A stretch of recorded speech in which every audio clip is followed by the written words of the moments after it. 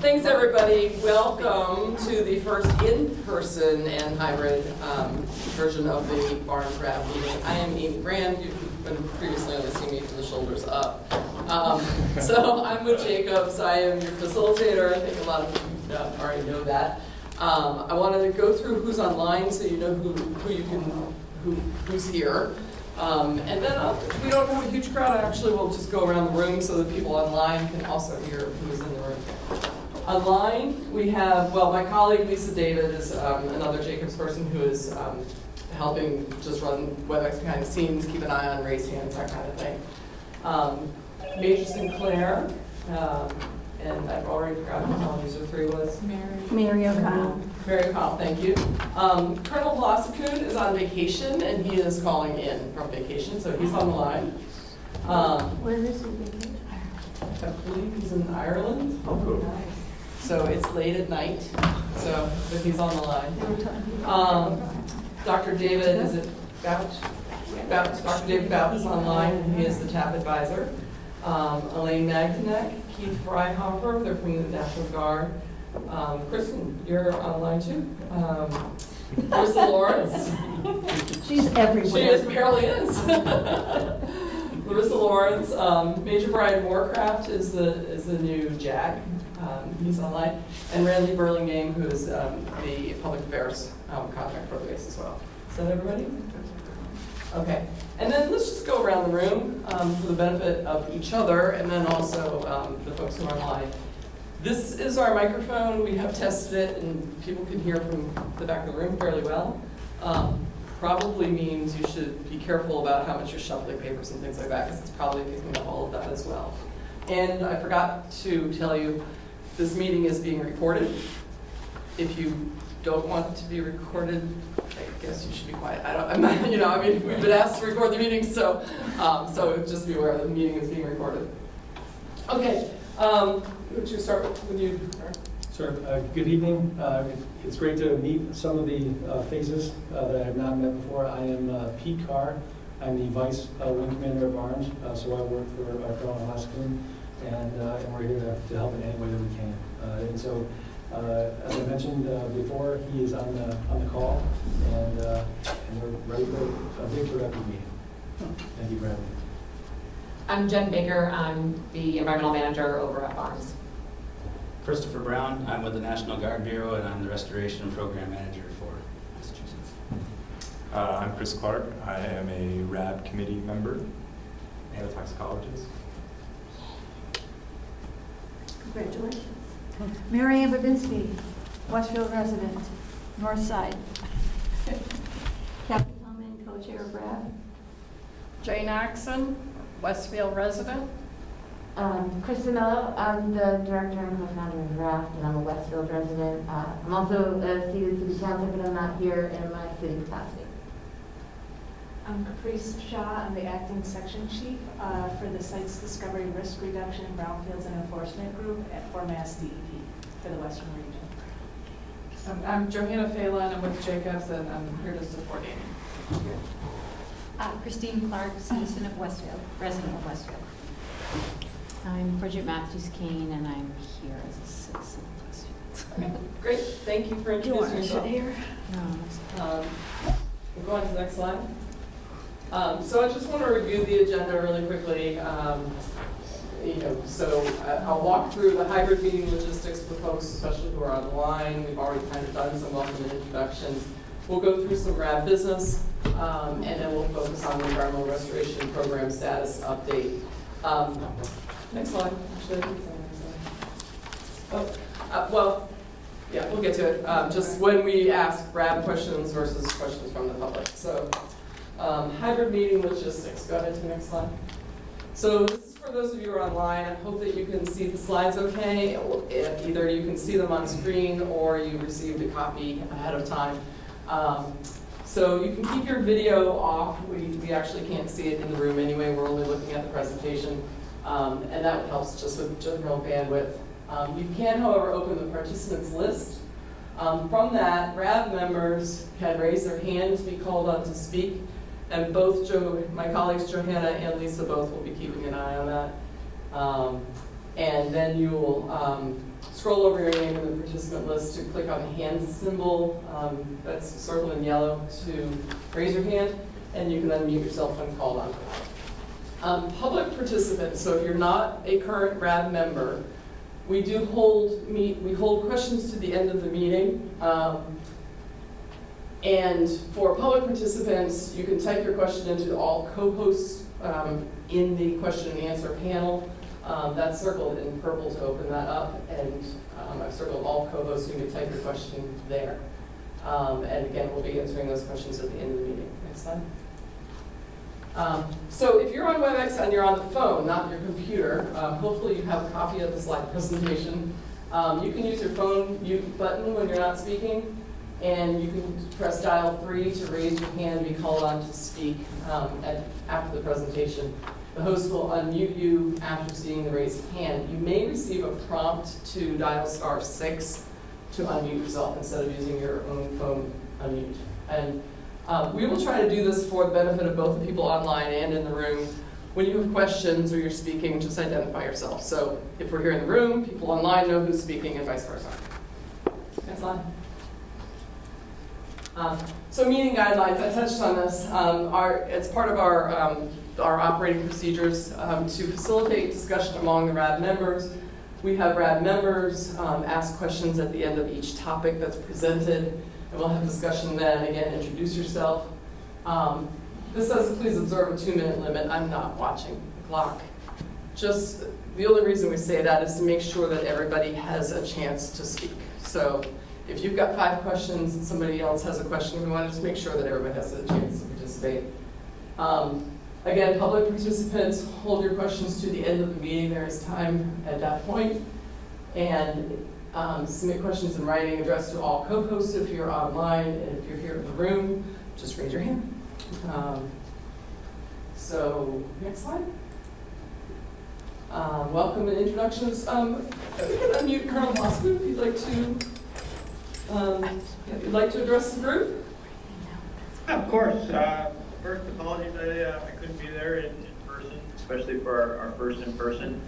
Lieutenant Colonel Pete Carr, of course, is an excellent representative of space, and I'm sure he can be our outward public face for this first meeting very effectively. But greetings from Ireland. I'm here celebrating my daughter's 16th birthday over here with her, and we're having a wonderful time. But other than that, I think there's some good improvements coming out. Not improvements, but some good announcements coming out from the National Guard Bureau in terms of moving towards our RI, and the funding looks promising. So we can talk about that, as well as moving out in the award of the contract for the technical assistance program. So again, I think it's will be a meeting where we can share some news and some progress. Again, as always, the progress is slow, but that's very intentional for a very slow and purposeful chain of events that need to happen before we can get to the full remediation. But we're here to work with the community, and we will continue to do so. Welcome. Thank you, Colonel. And Kathy, so these, I didn't explain, especially since we have guests, every Restoration Advisory Board, or RAB, has 2 co-chairs. So has 2 co-chairs, a base representative, and that's Colonel Velasquez is the base co-chair, and then a co-chair representing the community who's elected by the RAB members, and that's Kathleen. So if you have anything to... Mic goes down. Yeah, mic. Oh. Okay. Hi, everybody. I'm glad to see everybody here, and I'm glad to see you in person. And unlike the Colonel, I am wanting to see this progress and not go at a snail's pace. As a resident here, I'm very concerned about this moving forward and that we're getting what we need to do to remediate this property. Thank you. Okay, thank you, Kathy. Next slide. So we already did introductions, but I just want to point out some of the folks here. We've already addressed everybody that's in the room, actually. I wanted to point out our current community RAB members, and let you know that I did confirm that Eric Willett did step down not only as the RAB co-chair, but he stepped down from the RAB because he didn't feel that he had a vested interest in Westfield and the progress of this team. So I was able to talk to him and confirm that. So just so you know. And then tonight we have Dr. David Bout, who is, I think you all know, is the advisor that has been hired to advise you under the Technical Assistance for Public Participation grant, and we'll talk about that a little bit tonight. So we appreciate that. Next slide. So RAB business, we move on. Meeting summaries. The draft meeting summary from the April meeting was emailed out to the RAB. Did anybody have any comments or changes to that? It has been posted, as we had agreed before, it's been posted on the Federal Wings website as a draft. And if we don't have comments, we'll just change the name of it to final. And if you do have comments, we'll talk about them. Everybody good with that? Okay, yes. Everyone, just for those of you online, everyone in the room is nodding and smiling, and so I'm going to accept that as those are final, and we'll make that clear on the website. Next slide. So site tour. It's probably good that we didn't have a site tour today. Colonel Luskin, I don't know how it is in Ireland, but it's very, very wet here right now. And so, yeah, so we weren't able to arrange the tour for today, as you know. We did propose August 1st, 2nd, or 3rd, and in the messages I got back, none of those dates actually work well for this team. I think, Kristen, you had suggested perhaps September. Yeah, we're not melting, yeah. So, and another option, because we do have potential RAB members who are looking to join the RAB, is we wondered whether we ought to just do the tour in conjunction with the October RAB meeting. And I did talk to Major Sinclair, and the TAP advisor, if he would like a tour, that can happen as part of his contract with the base. He doesn't have to wait to October. Or you don't have, sorry, I mean to talk about you, I know you're there. But if you do want a tour of the sites, you can contact Major Sinclair and arrange a tour as part of his contract. So, do people want to have the tour in conjunction with the October RAB meeting and invite new RAB members as well? Either way, either in September or October. I would prefer just having a 2 months advance notice. I think that's reasonable. Okay. Because it was, yeah, I understand that obviously the weather didn't work out, but internally, since this is quite a sensitive topic, it felt kind of like it was thought of last minute to check to make sure whether or not we could get a tour today, and so I was kind of upset to find it canceled today. And granted, I know that it didn't work out, but it felt like it was like it wasn't registered as a need to do this until Kristen followed up on an email about it. So I don't know the planning side of things, but it just felt like it was kind of forgotten about, and then kind of last minute rescheduled. I think, and Jennifer, you can correct me if I'm wrong, it wasn't forgotten about, and I think it came down more to there are a limited number of people who can do the drive, qualified to drive. Sure. And we ran into vacation schedules. Yeah, the summertime vacation. So that's really more what the issue was. It was not forgotten about. We did discuss at the last meeting that we'd do the tour this time, but we did neglect to follow up and let you all know that we weren't going to be able to do it. So. 2 months notice would be absolutely appreciated for sure. Okay. So either I'm pro, and it depends on the schedules of the drivers too. Then a September date, the third Thursday in September, or the third whenever either 2 months from now or 3 months from now would be great. Okay. I would only caution that October it tends to rain. And I know that because my birthday's in October. Everybody thinks October is the most beautiful month. It's not. September is the nice weather. October, it rains. So you see what I'm saying? So I just as you're thinking about it, you're going to get more rain if you wait until October. I'm just saying. Okay. All right. So we'll take that as an action to check on schedules for both September and October. Okay, next slide. So we've already talked a little bit about the potential new RAB members. So all RAB members serve for a 2-year term and may continue if desired. You all began in August 2021, so surprise, you've already been on the RAB for 2 years. And so time flies, doesn't it? Like I said, I had confirmed that Eric has resigned. RAB members serve, there's nothing, if you want to continue, there is no specific process. We don't have to be reelected or anything like that. So if everybody wants to continue to serve, then great, and I will keep sending you emails. If you don't want to continue to serve, please let the co-chairs and me know that. So we talked a little bit about, let's review what the process is to add new members, and so or to replace members, both. I went back to our operating procedures to check to see what we wrote about that. Currently, RAB members are responsible for filling vacant or additional community RAB positions, and there's a limit of 12 community members, and that's to keep the group as a manageable size. Of course, if you invite 30 people who want to come to RAB meetings, by all means do, but we'll keep it at 12 community members.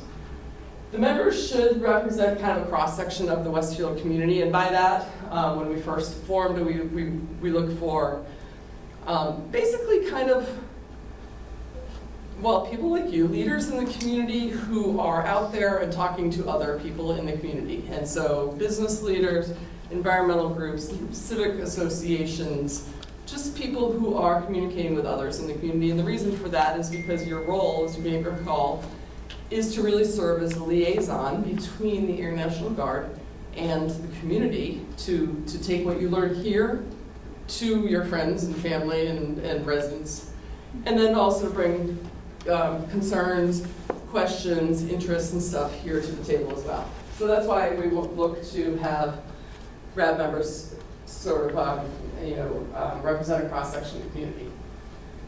If there's a stakeholder interest of like one of those types of groups that is not represented, if you think that we're missing some sort of group on the board, then you just decide that by majority vote that we need somebody who represents, what have you.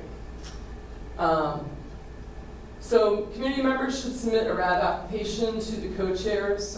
We've already gotten some applications, some from folks here in the room, so I really appreciate that. That's great.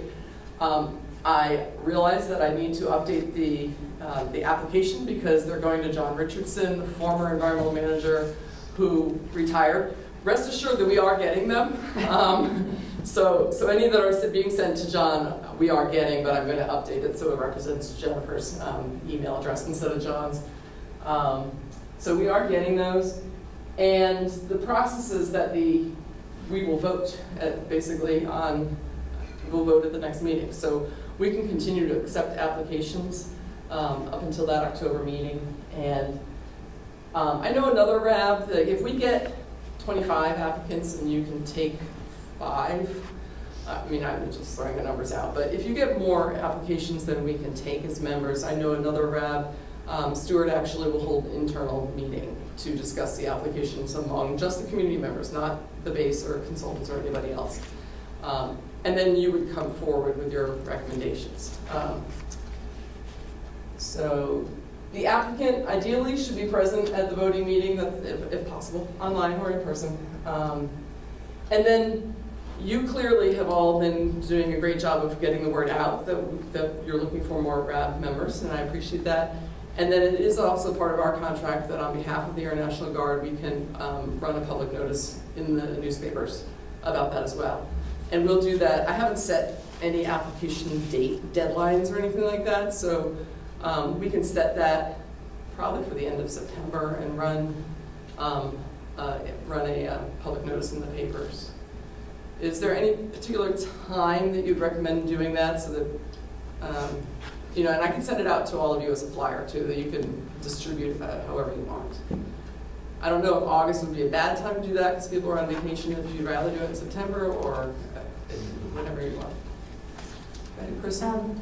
If I may ask, it's Kristen Mello. I am wondering whether or not the RAB application and voting process is going to be like a rolling, continuing process, or is it going to be a biannual, right? Because if we're going to do it biannually, then maybe we send it out in the summer and we stop the collection in January? Like, is there a, do you want to do it every 2 years, or do you just want to have it rolling and, you know, review them as they come in and have membership a constant, you know, are there any community members to vote on? Yes, no, move on. Like, how do you want to do that? I don't think we put that in our. No, we weren't that specific. So I would think that it could be rolling. I'm just talking off the top of my head, and this is going to be a discussion. I would think that it could be rolling up until you have 12 community members. And then from that point on, well, that could continue to be rolling, but it could be based on when somebody steps down or resigns, then that person would be replaced. It's kind of what I'm thinking. It's really up to you. Certainly every and as members, you have the right to resign anytime you want. We ask you to serve for 2 years, and I think a lot of you would tend to serve much longer than that, which we appreciate. But we tell people from the outset that we're looking for a 2-year commitment. And so, like I said, there's no specific process for saying, yes, I want to continue. It's more saying, letting us know if you don't. So it's really up to you as the RAB community members, if you want it to be rolling or you want it to be. I want it rolling. You want it rolling? Yeah, I'd like it rolling too. Or like, you know, to make the announcement that the window is open, and then maintain that as a rolling basis. Okay. If any RAB members who are online have any comments on that, you can raise your hand. Hopefully you heard that the community members in the room said that they'd like to keep it rolling. I'm not seeing any hands raised. Okay. Great. Would you prefer that I advertise? Is there a preference for advertising in September versus August when people, I mean, it's... You say the end of August. Okay. It's the newspaper, we'll do one ad, so I don't know who sees it anyway. Well, I mean, I'm able to do one ad in the Westfield, in Springfield Republican and the Westfield News. But like I said, I can give it to all of you as a flyer. You can put it on social media. You can email it out to. That is probably going to be more effective than my writing really ad works. in the papers. and will the new application and process be up on the RAB site, on the 104th site? Yes. Thank you. Yes. Possibly not for 2 weeks because I'm going on vacation Saturday. I just meant before the ad. I just meant before the ad. No. Oh, before the ad, Yeah, for sure. that's all. Absolutely. Yeah. Okay. Thank you. Yeah, next slide. Okay, so our upcoming meetings, we did agree on the 4th Thursday of the month, every 3 months. And we can make adjustments as needed, but I think, so what that means is, if you're not on your calendar already, our upcoming meetings are October 26th, January 25th, and April 25th. I think it's probably July 25th too, but I don't have the calendar in front of me. And we did discuss last time doing hybrid meetings. It looks like we've got lots of participation both in the room and online, so unless I hear from you otherwise, I think that would probably be how we'll continue. I'm getting thumbs up in the room. Okay, next slide. Okay, so this is a status update on the Technical Assistance for Public Participation, or TAP grant. Again, this is a grant that is awarded by the federal. So a community RAB can apply for, I'm telling you, we have some new folks here, can apply for a grant from the National Guard Bureau to have assistance. Basically, it's intended mostly to be a technical advisor who can read some of these technical documents for you and help translate and understand and tell you what they think of them, that kind of thing. So, so this group has obtained a TAP. I believe it is the first that was awarded in the National Guard Bureau. So kudos to all of you, and thanks to Major Sinclair online who did the contracting side of it to make that happen too. And it was awarded to UMass Amherst, Dr. David Bout, to obtain his technical support. This is his scope, and I'm going to warn you now, sir, that I'm going to unmute you to go ahead and speak about it a little bit as well, but I'll go through the scope real quick first. So the scope is to conduct an independent review of completed reports associated with the Westfield Mass PFAS contamination. So these are reports that have been finished in the past, the site inspection, those kinds of things. To provide the RAB with progress reports at regularly scheduled RAB meetings, to provide RAB members and the community a public presentation summarizing the conclusions, including a period for questions and answers. I believe that is planned for the October RAB meeting. And that's correct. okay, great. And then to provide a summary report, minimum of a week before the presentation, and that's so that everybody's got something in writing as well. If you would like to go ahead and talk to us and more about the TAP grant, welcome to the meeting, and you've got the floor. Sure. So can everybody hear me? Yes. Yep. Awesome. Okay. Well, thank you for the opportunity. I'm a resident of Sunderland, Massachusetts, and a professor of hydrogeology at the University of Massachusetts in the department of, we just changed our name, it's called now Earth, Geographic and Climate Sciences. So my name is Dr. David Bout, and I've been at UMass since 2005, and I've done a lot of work on the hydrology and the hydrogeology of different aquifer systems across the Commonwealth and other regions of New England. And I was approached by colleagues at UMass about this opportunity, and I've been aware of some of the issues surrounding the contamination and the issues concerning the Westfield community for a number of years, and it's a great opportunity to be able to contribute back to the community in this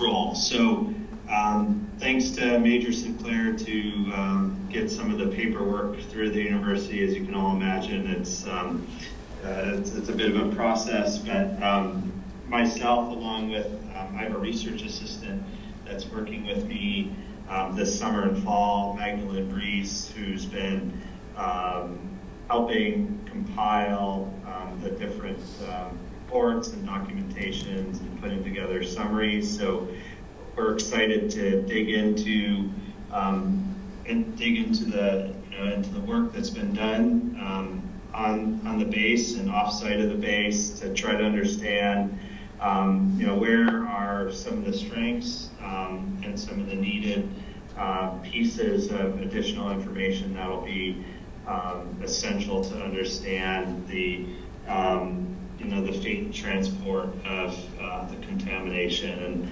And as was discussed, this will culminate in that presentation and the report to the RAB prior to the October 26th meeting. So I think it's going to be a nice opportunity for us to dig into some of the technical details and to, I hope, have a discussion of where things are at.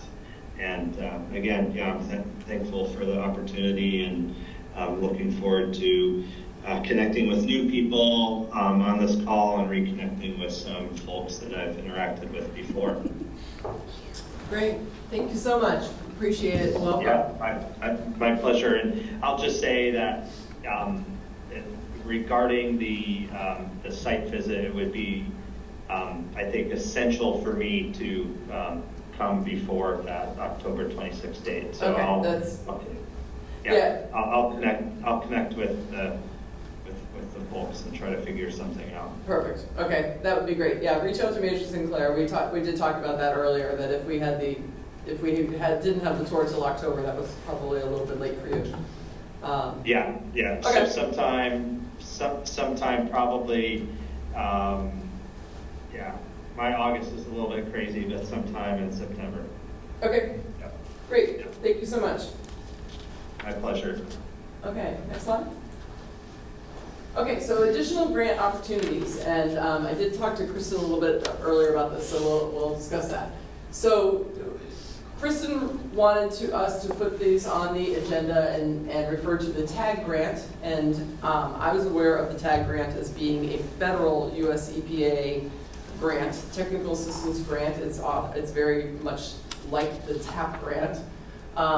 But that one is provided for technical assistance at Superfund sites that are listed on the national priorities list, which Barnes is not.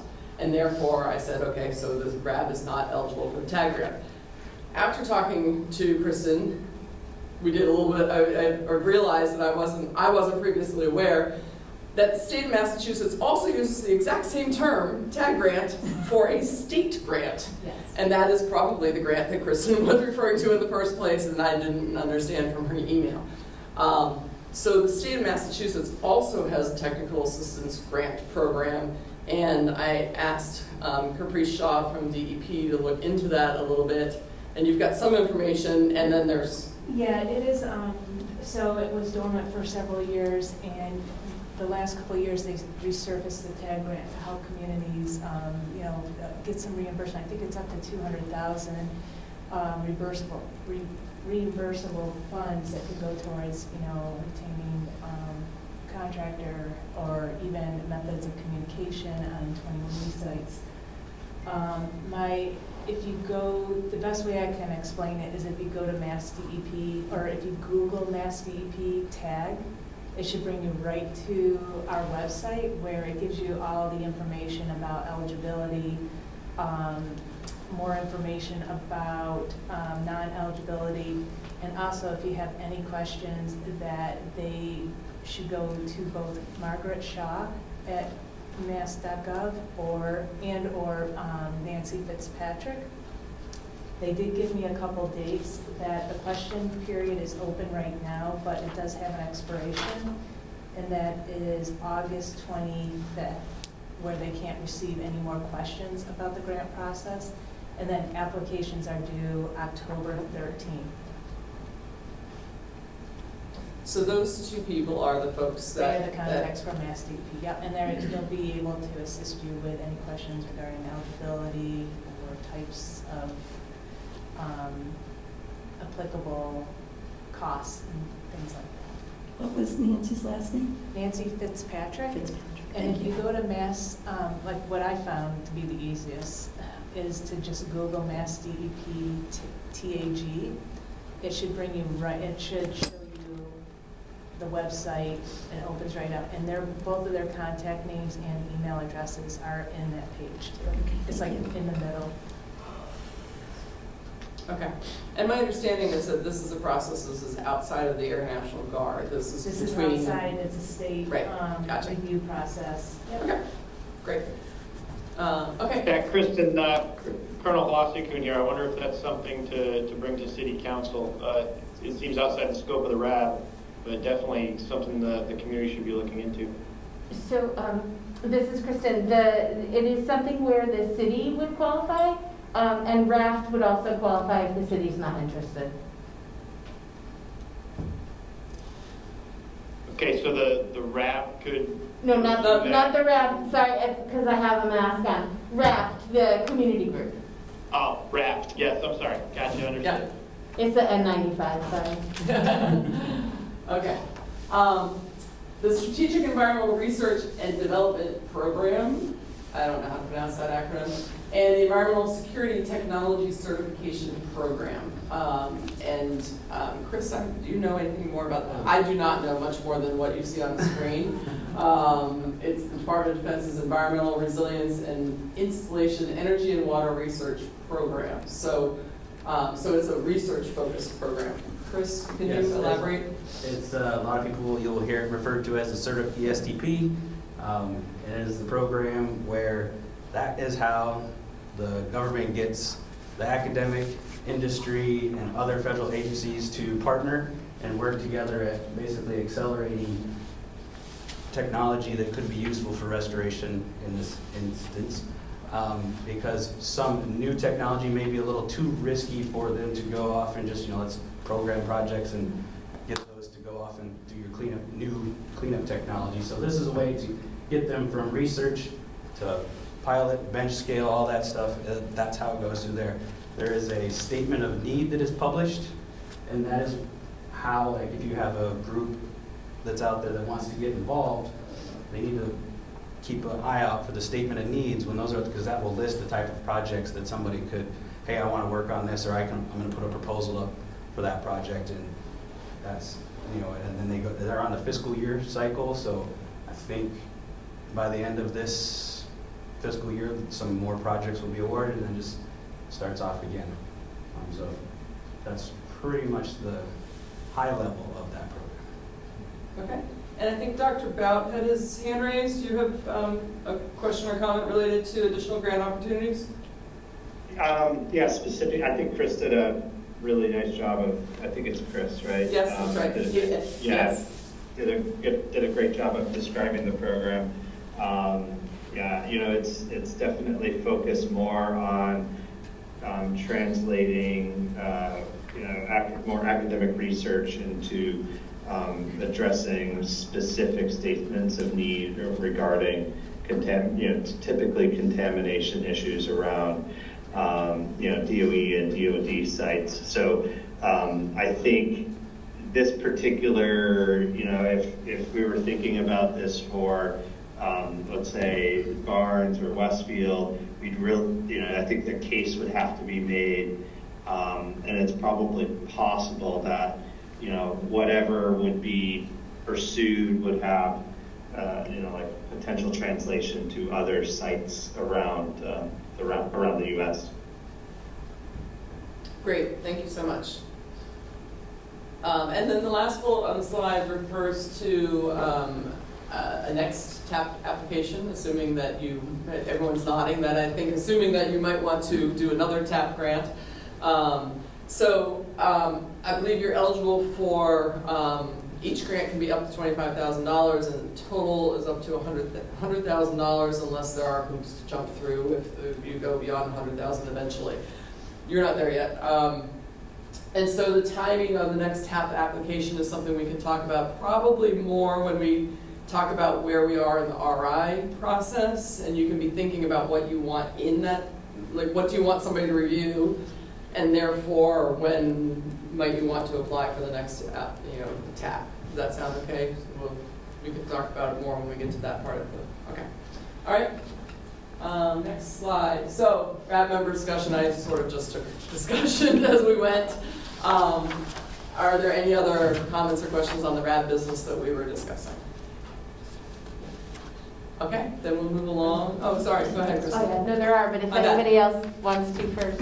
Okay, go ahead.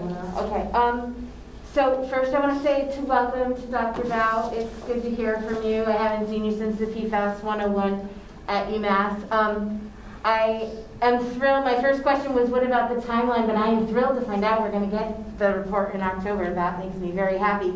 I have a request from Caitlin. Would you please, when you come and give your report and your talk, would you bring your aquifer model, because she's dying to see it. Remember the little model that you had at UMass?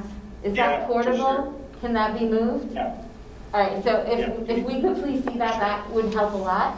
That visual was fantastic, and thank you so much. And what else? The reason that I brought up the CERTIP ESTCP is because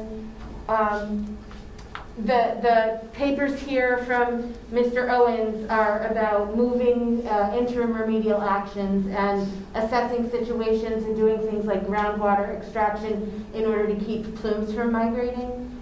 And so I was thinking about how those affect our base and our situation directly, and I wanted to be able to open that question. But I wanted to think about those grant opportunities, because if we're going to be extracting contaminated groundwater, maybe we should think about using that water to help everybody instead of just, take it out and throw it away. And so I'm wondering if we could pull that water out, clean it so that Westfield people can drink it without having to buy it from somewhere, and then trying to partner with academic institutions for things like bioremediation or bioencapsulation into things that then make fireproof building materials, or some other method of not turning this into somebody else's toxic waste. Yes. And so I was hoping that we could sort of open those conversations as a RAB to talk about where the opportunities are, because every time we can not miss a fiscal year of applications, then we can keep moving things forward. And as long as the PFAS advocates keep pressing on the DOD to move things forward, then let's continue together. And if we need to extract that water, then let's learn from it while we do. That was my point with those. And also Westfield, because we've been, poisoned with PFAS for decades and decades, our wastewater is full of PFAS too, and that is going to be a problem for everyone in the country and beyond our country, and we could be doing some of that research here too. And so I'd like to see us move in that direction and have those conversations, and they don't need to be tonight, but I wanted to just introduce it to the group so that we could begin to talk about that. And my question about the TAP is because we did the last year's TAP about this time last year, and if it's a every fiscal year thing, then I'm thinking we need to do it again soon. And if it's premature to do the TAP, if it's premature to do the TAP for the QAP, because the QAP won't be ready until later, then is it better to use the TAP for human health effects and go over the ATSDR data with that and then do the TAP for the QAP next summer? You see what I'm saying? So that this way Westfield's never waiting a year because we didn't send in an application.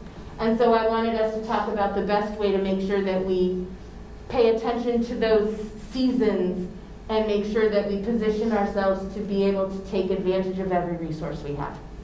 And that's my point. Thank you. Okay. Were there any? Sorry. I was listening, I swear. Were there any specific questions there that we need to call on somebody to try to answer? Can we add them to an agenda for October after we get our assessment of what is and we see where it is, to talk about ways to get into that flow?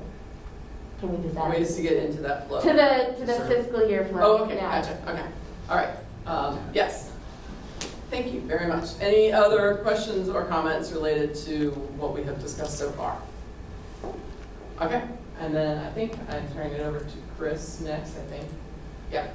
So Chris, you're up. So Chris Brown, for those of you online, is a remedial project manager for the National Guard Bureau, and he'll be starting discussing the Environmental Restoration Program status update. I've been sitting a while, so I'm going to stand up. Good evening, Christopher Brown. For those that haven't met me yet, and yes, I am from the Air National Guard.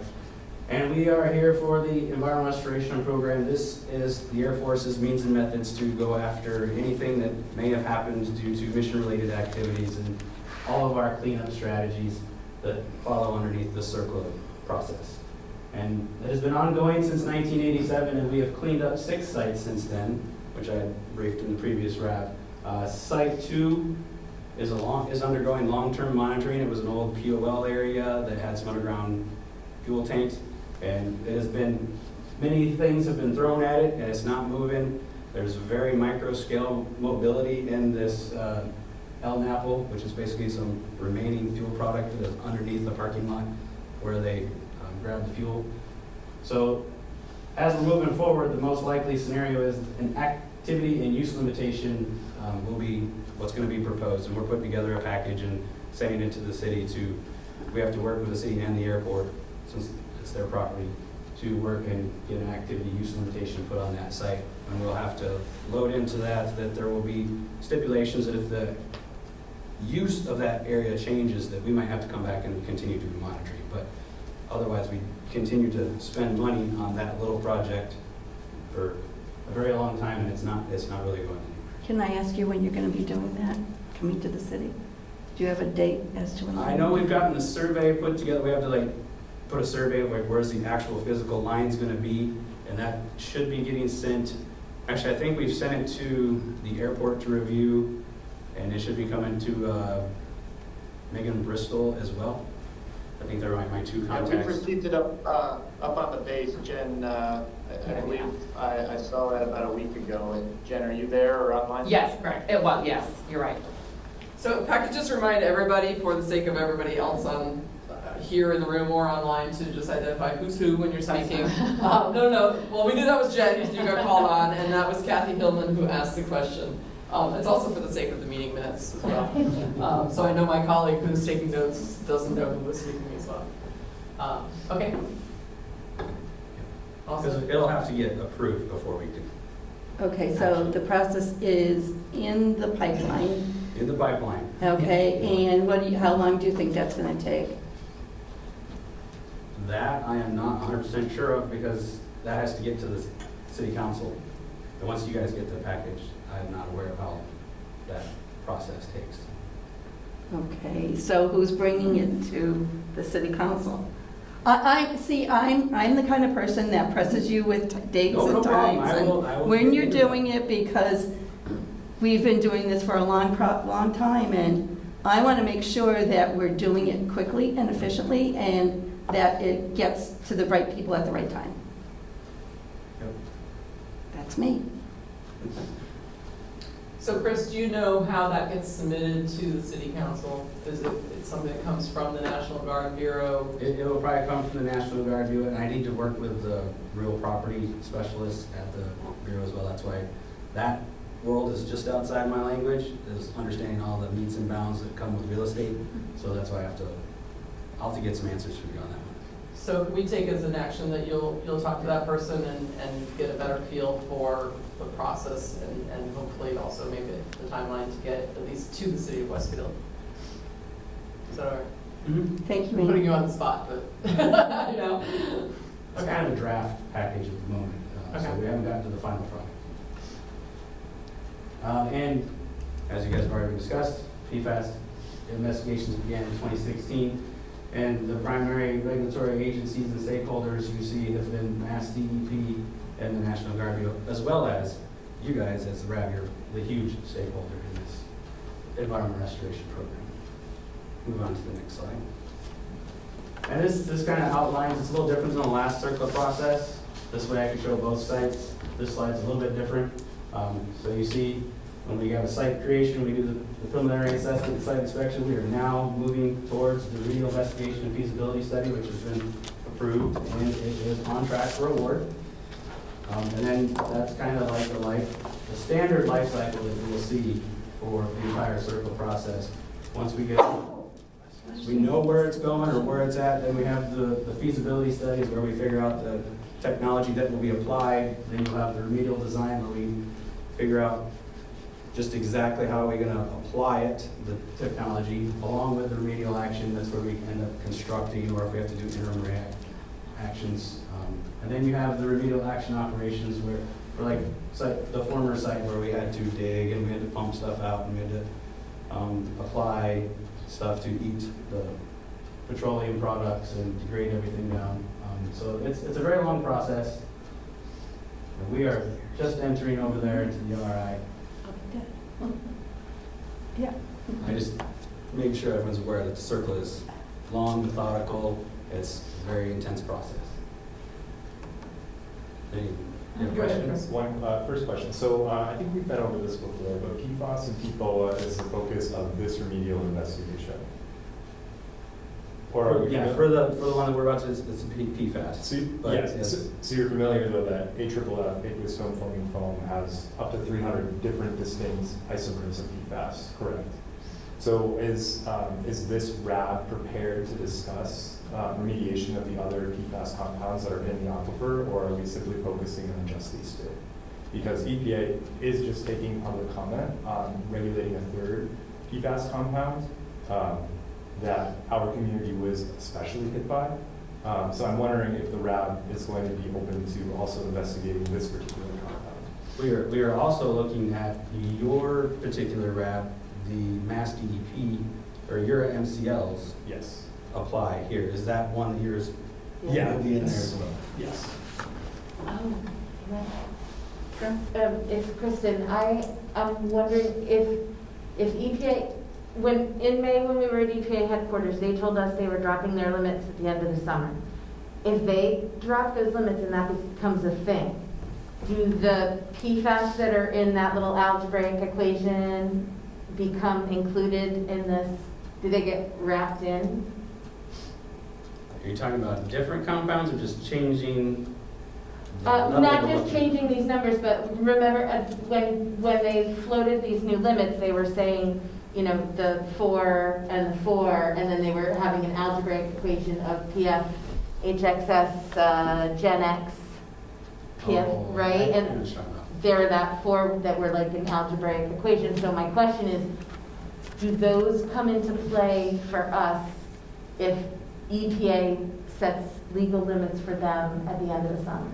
Well, as you can see, the remedial investigation takes a very long time. So I'm saying is things will change as this evolves, and we will have to work at getting those things applied once they go through the proper channels. Okay. So like, if something changes, then there's usually another fallout where when the EPA does it, then the DOD gets the time to make their comments and they start pushing their policy down, and then we apply all that. And then I have to push it through into a contract or mod a contract. And so it will, when things change, it will get addressed because that's the whole circle process. Okay, so we'll propagate, but that's a whole separate, okay.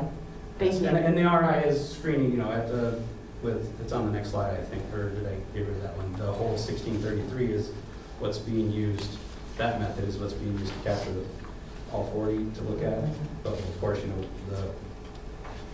the risk screening levels that we're using are on that DOD list, and it's not all 40, but we use an EPA method that captures the 40. So I know that the ones that you're looking for are mainly in that list. But yes, there's thousands of compounds. So, and moving on, since we naturally transition to the next step, which is the remedial investigation, to determine the nature and extent, you can see I've been working very hard at keeping this thing on track. The proposals, I did call and check today. The proposals did come in, so the Army Corps is taking a look at the proposals, and we'll have a meeting next week to go through and do any negotiations. We have to, it's a standard acquisition process when things come in. There may be things that are above scope or whatnot that we have to negotiate the price. So what's the Army Corps' role, the contract? They're our contract agent. Okay. So for we're using the Army Corps of Engineers to basically shed some workload, and they are our execution agent to get out there and tackle all these projects. And so we have a little bit of, there's standard things that need to be done as getting that thing awarded, and pretty sure it's going to be on time. I've been briefing this thing weekly. And so the next item, once it is awarded, I will get a project schedule, and then I'll have a better idea of telling you when the uniform federal policy, quality, assurance, project wants to. I speak in acronyms so much, it's hard to remember what the actual word is. But when that comes out, which is your heart of your remedial investigation, it tells you this is what we're going to go look at, this is where we're going to go look, this is how we're going to do it, these are the means and methods that will be applied to this project. And so if you want that reviewed, I am projecting right now, I'll probably change that once it's awarded, for the summer, fall time frame of next year. Because since it's going to be an end of FY23 award, it usually takes about a year or so to get one of these put together. So that's when it will be presented as like a draft final product for you guys to review. Of the UFP FLAG. That'll be the first main document. Who's next slide? I think we're at the Yeah, I was going to say, Yeah. I thought that's where we were about to get to, and I knew you were all like Answer it if ready you want. to ask your questions. So, Okay, so RAB members, yes. yeah, do we Kristen. tap for the clap now, or do we wait here and do that at the end of next summer? Oh, I need to look at a calendar. What was it?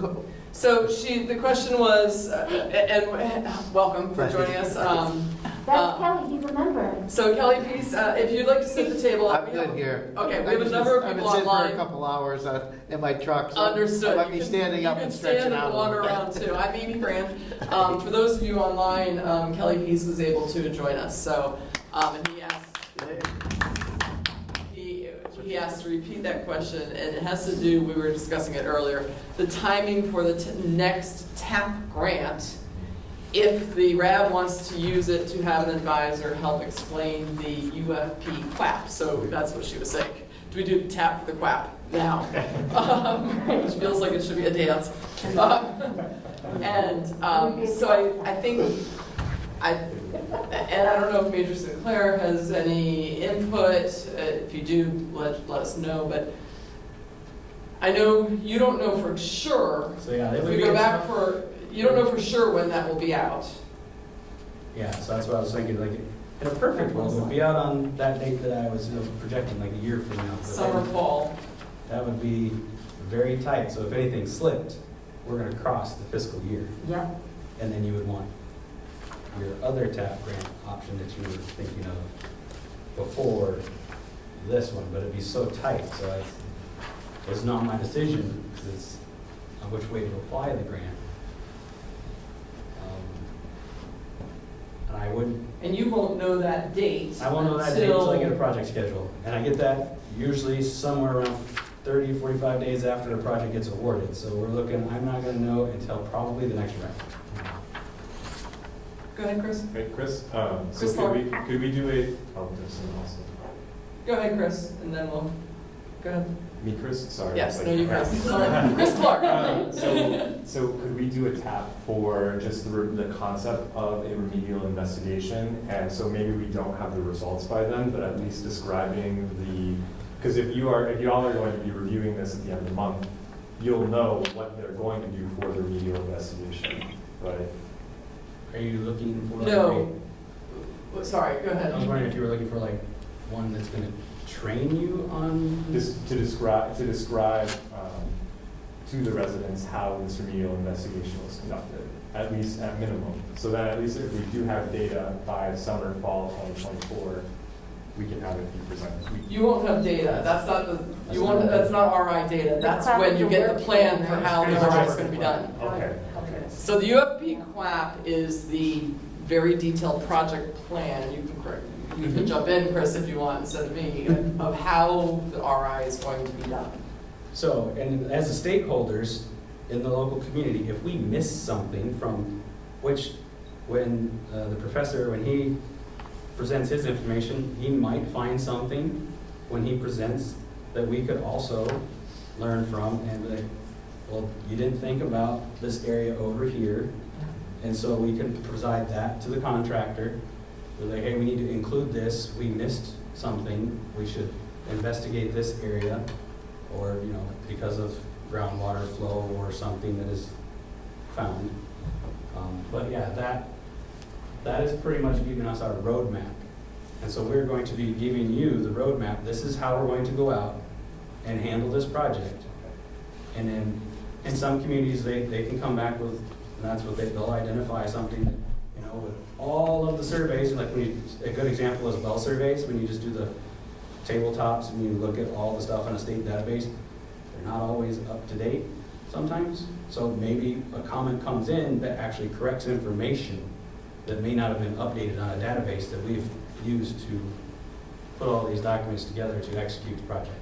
So that's a real important part of getting stakeholders to, hey, actually this needs to be corrected. And then we can take that information and put it into the final product and go off and execute a really good project. Sorry for the confusion. No, that's fine. No, that's okay. Was there anybody online that is there a hand raised? Yeah, Major Sinclair.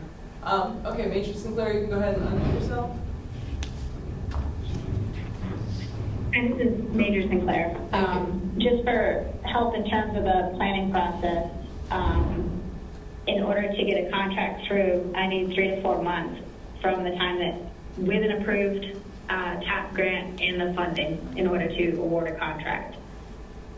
Okay, so in terms of process, the RAB submits the application. That goes through the Guard Bureau first for to be approved and to release the funding for it. Correct, Chris? Yes, I work at getting you the funding. Okay, and then once that approval is done, that's when the start of the 3 to 4 months that Major Sinclair needs to do the contracting and award the contract. Okay. Does that help, Chris? It's Kristen again. What is the timeframe that we have to review the CLAP before work starts? Or is there another draft that comes out? Is there a final draft? What You is would be the? receiving the draft final, and it's usually gonna happen at the same time that I send it off to the regulators. So it would be like 30-day review time. Keep in mind, the longer you review the UFP Right, QAP, the the longer it takes takes. before the RI fieldwork starts. So we get the QAP, we have 30 days to go over it, and then work starts. Is that? Field work would probably follow, see, that's why I need the project schedule. Field work will follow probably, oh boy, the following year after that. There are plans and things that they have to write. Because they also gotta get the health and safety plan. I mean, there's little plans that they have to do for basically keeping the contractors' work in compliance. This is the roadmap for the technical piece. The rest of it is all the regulations that apply to basically any project. Can I get a copy of that? A copy of what, sir? The schedule, like what? Oh, I can get a copy of that once Yeah. it's awarded. We're not in the awarded yet phase. So you don't award, okay, so you can't break out the schedule? I mean, Yeah. So I can share the big milestones once Huh? it's awarded. It's gonna be 4 to 5 years. it's gonna be a long time. Colonel Wassiker here. Are you all impacted under continuing resolution, i.e. if No, the that QAP is completed in fiscal '24, would you anticipate being held up by any CR going into '25? No, because this will be awarded with the money that we've already got set aside right now. So that shouldn't happen, because that's all about, new starts don't usually happen. But if you've already got something going on, that doesn't impact. Okay, so now, once it's funded, it's falling under previous year's money, 5-year executable? Yeah, we are, I've already got money programmed, set aside. Once we're awarded, we assign the money to it. Okay. I guess my recommendation from the wing side would be to press forward with the contract, and then if it turns out we don't execute it, then we don't execute it. But I would rather have that option open and available, especially with the 4 months. So what we would need is to be thinking about awarding or pushing that contract forward in May of next year so that it would execute inside of fiscal '24. Sarah, what are your thoughts on that? This is Major Sinclair. Yes, sir. It would depend on if it's a summer time frame, then assuming July, you would want something closer to the March, like it all approved, so I can work on the contracting part starting March-ish. And then that way you fall in that 30-day review period and you just build extra time into the contract duration. If it's the fall and you assume like a September, then you're back to, I believe it was June. Okay, so I don't think there's any harm other than maybe some wasted time if it doesn't come all together. But I think it would be better to be prepared unless there's any dissenting voices out there. Colonel, you think we should go with a tap clap, or the quack tap? Is that what you're saying? I think we're in the position where there's a chance that the tap quap would be needed inside of 24. So we should contract accordingly, and then if we don't execute that contract, then we don't execute the contract if the quap isn't ready. But then we would have to resubmit in fiscal 25, and that'll be delayed just by the nature of we have to wait until September or the end of September to be able to submit that contract inside of 25. I'm sorry, it's Kristen again. If the regulatory detail work takes about a year, should we do the tap clap next year because you'll just be getting the clap at the end of the summer and it's going to take that long anyway? Or should we just do the tap clap now and then push it if we need to next year?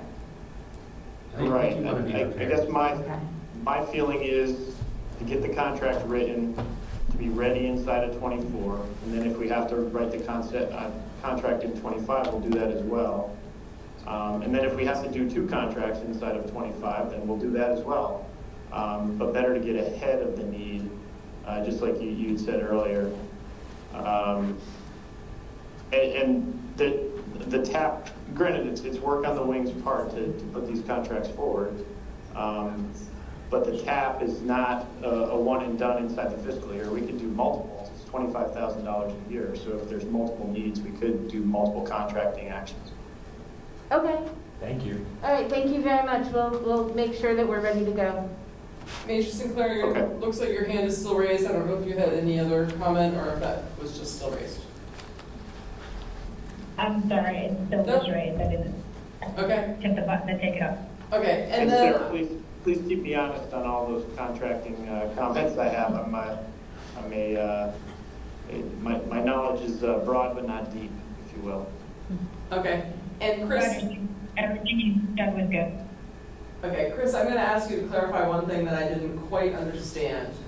So when and maybe I'm the only one that didn't understand it, but when the UFP QAP is submitted to the regulators, it can go to the RAB at the same time. If they've got their grant all set, they can have their advisor review it. You mentioned 30 days, so that's a 30-day review period that the DEP has it, and that the RAB and the advisor would also be reviewing it. And then the year is that's not a year-long review process. That's the year that the RI contractor is getting ramped up to get in the field. Is that right? Because first we'll get through developing the work plans, then they'll go out and sample, and then when the samples come back, that's when we're going to start getting data. So that's the long process. Okay, so I just wanted to clarify that that's not a year-long process that we're reviewing. Maybe I'm the only person that misunderstood that. Okay. Other questions from the RAB on this process? Did that answer, I think helped answer the questions on when to submit the TAP, even though there's obviously a moving ball there that we don't know yet of when that document will be ready to review. I have another follow-up question too. Okay, Chris Clark. Hi, Chris. So I also am curious, so these TAP grants, I know we've talked about it before, but can you re-clarify what our eligibility is? Ultimately, we're eligible to apply for TAP grants for professionals to review documents and information to explain to the community. Does that include health effects? To explain, well, not to monitor, but to explain. Right, so the associated health effects of these compounds that are on the base. Can we apply for a TAP grant that directly, that basically someone would go through to describe potential risks and health effects from exposure to the compounds that are found on the base? Yes. Excellent. Yeah, we might want to just double check we did a presentation that had a chart of what is eligible and what's not, that came right out. Yeah, we might want to just take a double look at that. Health that came right effects out. are in there, but you can't take new data. Okay. Right, that's true. You can explain what's already there. We can't use that money to create new data. Okay. Great. That's the simplest way to remember the TAP grant. Okay. You can explain things that have already been done to get down to words that everyone will understand outside of the academia. Okay. Thank you. So I know we went back a slide, but I think we're still on the RAB member discussion. Are there any other RAB questions either in the room or online? Kristen, I didn't even raise your hand, she just started laughing. I'm so sorry. Okay, so I have been told that there is some tension with appropriating GAC media filter, the media, and that the DoD is positioning itself to make sure that they get the GAC media that they need. Our groundwater wells 1 and 2, 7 and 8, and 3 and 4 all have GAC filtration on them, all of them. We don't use wells 5 and 6 except for when we desperately need it, and we use the Granville Reservoir, but in November that gets low and it turns over, and so things, get difficult in the winter when there's less rain. But right now I'm sure the reservoir is nice and full. So my question is, I know that we're not at the place where the DoD has taken responsibility for the GAC filtration on the other side of the fence. But if we end up in trouble, is the DoD going to help Westfield get GAC media? question. I might have to take that one back. Will you please? Yes. Because I am hearing from around the country that it is getting harder to get the media, and all of our groundwater, except the two most aggressive wells that give us the least production, have GAC media on them, and you know that the water near 7 and 8, which are our highest producing wells, is highly contaminated, and if we get stuck for GAC, we won't be able to flush the toilets. And so, after hearing from other RAB members, hearing from their engineers saying they're having trouble getting the media, I want to make sure that the National Guard and the DOD know that we are asking for help to make sure that we don't have to turn off our water. Yeah, that's the first I've heard of that one, so I'm definitely going to go back and ask lots of questions. Please, It was brought up at the Stewart RAB meeting last night. Oh. Yeah, actually. Yeah. So for anybody, I want to remember that we have some new folks in the room as well, or maybe you already know all this, but part of my job is to make sure everyone knows what the acronyms are. Sorry. GAC is, that's okay, GAC is granular activated carbon. It is the media that is used to, in very many cases, to filter PFAS. It's actually, you can picture it as a giant Brita filter, is, you know, basically. That's me doing my public involvement, like, just, you know, I'm sure it's not exactly like it, but you know, that's. Next slide. So, Kristen, I don't know if I answered all your questions. I do want to give folks who are not RAB members, or maybe not yet RAB members, I don't know if you have any questions, either online or in the room. I want to make sure that it is 7:15 and we have to end at 7:30. So I do want to make sure that anybody else who's not a RAB member has an opportunity to ask questions. I'm not seeing any hands online. Don't be shy if you do have a question. Yes, ma'am. All right. Mary Ann. Just because you said not to be shy. I just want to know, because sometimes I need to see things visually. Sure. Is that all these dates or whatever's going to be happening that you've broken up, and sometimes we're confused about when something's going to happen before something else happens, in fiscal years, and when they start and finish, and we talk about January to February or June to whatever. Has anybody ever put together a calendar with all of this stuff mapped out as the possibilities of what can happen? So that would help, I think, for trying to explain this to the public. Okay. About so what you're Christopher's saying. hand looks like she may have done it for herself. I know that it can change probably. Sure. So if it's be something that those can be moved along as little hiccups happen along the way, and you know that things do get delayed. And you even say that before you even start. You don't know exactly when something's going to happen or not going to happen, because you've experienced this before, and you know that they don't always happen exactly on the date or in the time frame that you hope they will happen. Very rare have I ran some contracts that actually everything happened on schedule. Right. Yes. But, I mean, knowing what you want for your plan right now, what you would hope that is going to happen, I think it would be nice to see that and realizing that that's going to be flexible and that's going to be moved. Other things are going to impact what you want to have happen, but if that can be made to make So I'm hearing that you would like a kind of a calendar format maybe in the presentations to help visualize things. Right. Okay, sure.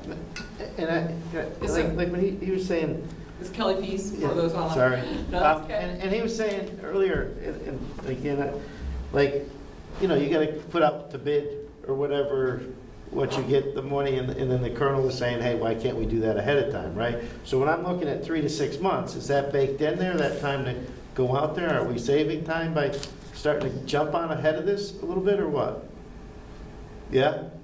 Yeah, you could jump on ahead. That is to be prepared for once we're ready if I have the product ready to be reviewed, so. Okay, so we'd be closer to 3 months, hopefully. All right.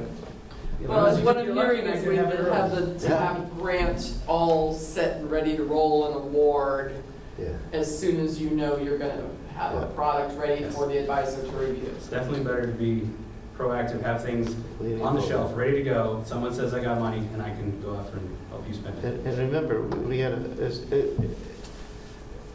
as before, as we go through some of this process, make sure that we're doing very timely engagement with like our local officials, right? Like the Richie Neals and stuff, to whoever the grant process is. At federal level, we're going for these grants, right? The tap is better. Yeah, so I mean, we want to make sure that we're engaged, I think, as we've been in the past, with our representatives as these are going forward to say, give me a letter to support us, just like we do with state stuff, you know? And Elizabeth Warren and Markey. So anyway, we just got to make sure that we keep that in mind and don't forget that little piece because it might help. Might just be that little bit of weight that helps, you know? Thanks, Kelly. Kathleen?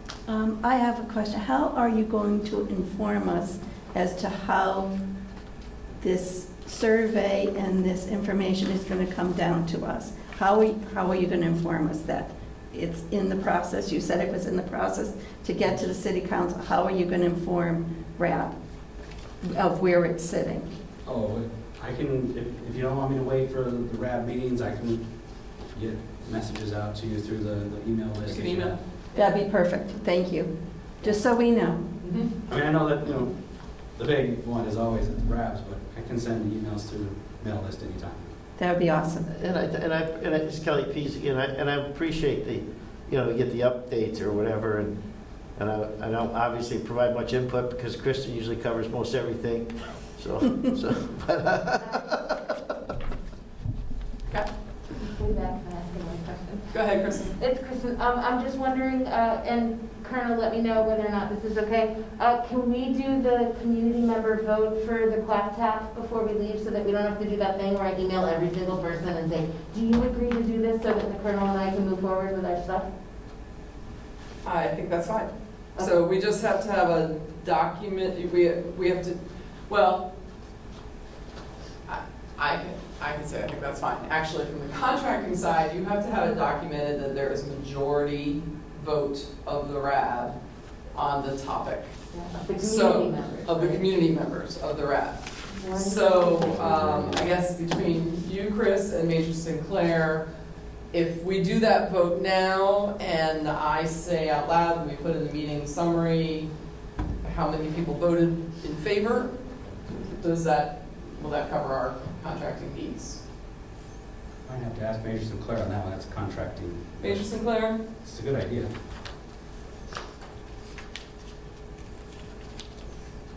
She's on her phone, so we have to go through the process of unmuting. There we go.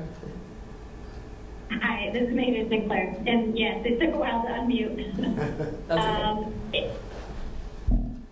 If it just says like the majority of the community and you have everything in the contract and you have everything that way, then it should be fine. But I don't have, I haven't read your portion of everything to be able to fully answer that question, if that makes sense.